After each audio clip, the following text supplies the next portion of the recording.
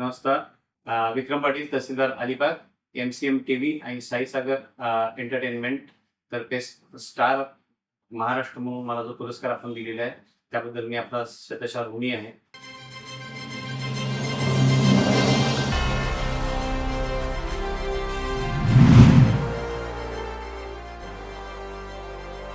मी विक्रम पाटील, मी नायब तहसीलदार म्हणून 2012च्या बॅचमध्ये सिलेक्शन झालेलं आहे. रत्नागिरीमध्ये मी जॉईन झालो. तिथं मी माझा नायब तहसीलदारचा कालावधी पूर्ण केला प्रोबेशनचा. त्यानंतर मी भिवंडी इथे रुजू झालो. भिवंडी इथे 2 वर्ष झाल्यानंतर माझं प्रमोशन झालं. 2019ला मी तहसीलदार म्हणून मुंबई उपनगर इथे कार्यरत होतो आणि मुंबई उपनगर नंतर आता सध्या 2023 पासून तहसीलदार अलिबाग म्हणून मी कार्यरत. छत्रपती शिवाजी महाराज जे महाराष्ट्राचे आदर्श आहेत, अख्ख्या जगाचे आदर्श आहेत आणि हे श्री स्वामी विवेकानंदचे आपले सर्व युथ आयकॉन आहेत. सगळ्या हे दोघांचं त्यांनी जे घालून दिलेलं जीवन मार्ग आहे, त्या मार्गावर मी प्रवास करत आहे. कोरोना काळामध्ये काम करत असताना मी मुंबई उपनगरला आपले जे विमानतळावर इंटरनॅशनल पॅसेंजर यायचे, तर त्या पॅसेंजरच्या कोरोनाची चेकिंगचं काम माझ्याकडे होतं प्रमुखतः. आम्ही अख्खी म्हणजे पूर्ण रात्र पूर्ण जवळजवळ 1 वर्ष 2 वर्ष पूर्ण नाईट ड्युटी केलेली आहे. त्याचबरोबर डे ड्युटी केलेली आहे. माझ्यासोबत अजून 2-3 तहसीलदार होते. आता विवेक गायकवाड साहेब आहेत, ते अप्पर जिल्हाधिकारी, त्यांचं प्रमोशन झालं. असे विवेक गायकवाड साहेब आहेत. त्यांच्या मार्गदर्शनाखाली आम्ही खूप काम केलं होतं. त्या काम करताना चांगले आणि वाईट असं म्हणता येणार नाही, तर चांगले अनुभव आले त्या काळामध्ये, की माणसाचं आयुष्य हे किती क्षणभंगूर आहे आणि आपण काम करत असताना सहृदयतेनं कसं काम करायला पाहिजे, प्रत्येकाशी अटॅच होऊन कसं काम केलं पाहिजे. त्या काळामध्ये माणसाच्या आयुष्याची आणि माणसाच्या कर्तृत्वाची दोन्हीची किंमत आम्हाला त्यावेळी कळून गेलेली आहे. मला 2 मुलं आहेत. एक मुलगी आहे आणि अदिती, आणि एक मुलगा आहे विवान म्हणून.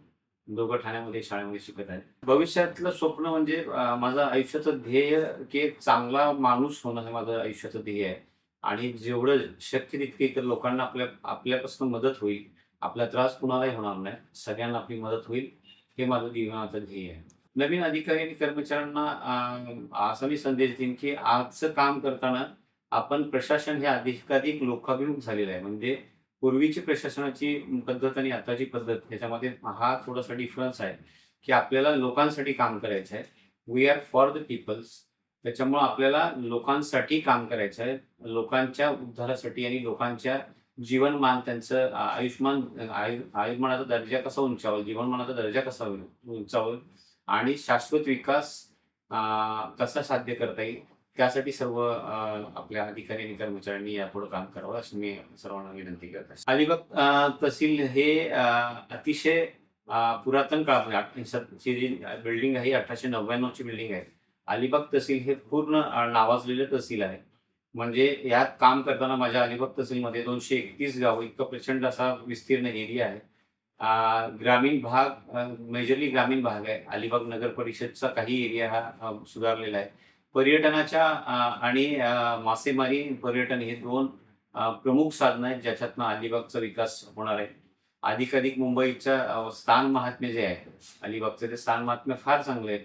अलिबाग हा मुंबईपासून जवळ असणारा आणि कुलाबा किल्ला आणि आपला महाराष्ट्राची शान असणारे कान्होजी आंग्रे यांची समाधी, अशा करमरकर वस्तू संग्रहालय, अशा विविध याच्यामधनं अलिबाग शहर किंवा अलिबागचा जो तालुका आहे हा सुप्रसिद्ध आहे. अलिबागपासून आपल्याला प्रेरणा घेण्यासारखे म्हणजे अलिबागमधली व्यक्तिमत्व आहेत, इतकी चांगली व्यक्तिमत्व आहेत, इतके प्रगल्भ लोक आहेत की याच्यामधनं आपल्याला अनुकरण व्हायची असतील इतके लोक आहेत की ज्यांच्यातनं आपल्या कार्याला, त्यांच्या कार्यातनं आपल्याला प्रेरणा घेता येईल. आणि माझा तालुका हा असा समृद्ध आणि पर्यटनाच्या दृष्टीने आणि वातावरण विचार केला तर अतिशय चांगल्या पद्धतीचा आणि प्रगतशील असा तालुका आहे. सध्या अलिबागचा विकास हा पर्यटनाच्या दृष्टीनं आणि कनेक्टिव्हिटीनं रेवस रेड्डी महामार्ग आता अलिबागमधून जाणार आहे. विरार अलिबाग महामार्गाचं काम चालू होईल. त्याचबरोबर चांगल्या मोठ्या कंपन्या अलिबागमध्ये आहेत. गेल आहे, JSW कंपनी आहे. ह्या माध्यमातून बरेच विकास कामांना हातभार लागत आहे. त्यामुळं अलिबागचा विकास असाच उत्तरोत्तर होत राहणार आहे आणि त्याचं स्थान महात्म्यानुसार अलिबाग हा अतिशय सुंदर आणि छान तालुका आहे. आमचे प्रेरणास्थान व राज्याचे महसूल मंत्री श्री चंद्रशेखर बावनकुळे साहेबांच्या माध्यमातून आमूलाग्र असे बदल महसूल व्यवस्थेमध्ये करण्यात आलेले आहेत. म्हणजे मी माझ्या आयुष्याचं जे ध्येय ठरवलं होतं, की लोकांचं आपल्याला अधिकाधिक सुख निर्माण करायचं आहे. त्या पद्धतीनंच राज्य शासनाची आणि मुख्यमंत्री महोदय आणि महसूल मंत्री महोदय यांच्या माध्यमातून जी आता अलिबाग किंवा ओव्हरऑल सगळं पूर्ण राज्याची जी मार्गक्रमण चालू आहे महसूलमध्ये, ते अतिशय प्रेरणादायी आहे. विविध निर्णय घेतलेले आहेत ह्या मुलाखतीच्या माध्यमातून मी काही निर्णय आपल्यासमोर सांगत आहे. तर एनएची जी जाचक अट होती पूर्वी, कोणती जमीन असेल तर एनए करायला लागायची. ती जाचक अट रद्द केलेली आहे आणि इतका मोठा क्रांतिकारक निर्णय हा घेतलेला आहे. त्याचबरोबर तुम्हाला आपापसामध्ये वाटप करायचं असेल तर एका स्टॅम्प पेपरवर सुद्धा वाटप करता येते घरातल्या लोकांना. त्याचबरोबर तुम्हाला शेतासाठी रस्ता नसेल तर बळीराजा शेतपाणंद च्या माध्यमातून आपल्याला खूप चांगल्या प्रकारचे रस्ते, दर्जेदार रस्ते उपलब्ध करून देण्यात आलेले आहेत. अशा विविध त्याचबरोबर ई-ऑफिस असेल किंवा पारदर्शक जे प्रशासन आहे आणि स्वच्छ प्रशासनाचं कामकाज सध्या महसूल मंत्री महोदयांच्या ह्याच्यानुसार आदेशानुसार आम्ही मार्गक्रमण करत आहे.